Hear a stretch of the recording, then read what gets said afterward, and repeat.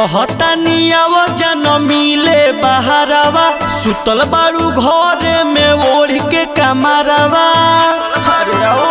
ठंडा लगता कहतानी आव जन मिले बहारवा सुतल बारू घरे में ओढ़ के कमरवा।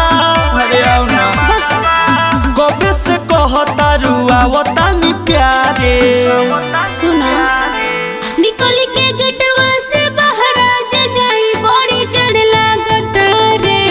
आए हाय हाय कैसे जाई दुआरे आए हाय हाय बड़ी चढ़ लागत रे।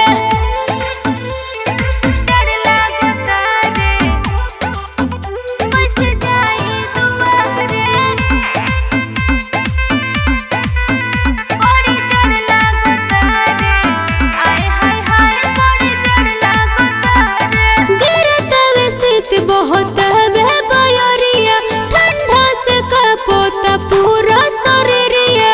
तो सुनो का लागे करेलू ना हमारा से प्यार हो। अच्छा बनल मूड के कहलू बेकार हो। ना हो हमर दुख काहे नहीं बुझता रे। अरे बुझ ना तो जूझ निकली रजाई से बाहर आज जाई बड़ी चढ़ लागत रे। आए हाय हाय कैसे जाई दुआरे आए हाय हाय बड़ी चढ़ लागत रे। अरे बुझल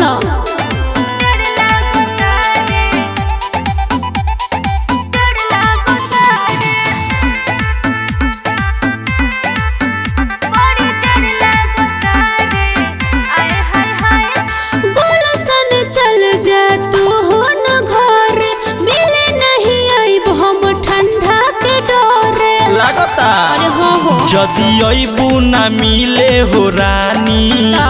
कर प्यार के खत्म कहानी। पागले हुआ का श्री राम कलश बायल रखवा रे।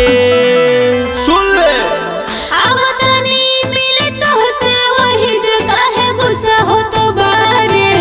आए हाय रे खूबे करब नु प्यारे आए हाय रे हमर जनुआ दुलारे। हरे आ गइलू हाँ हो तो दहियो दो का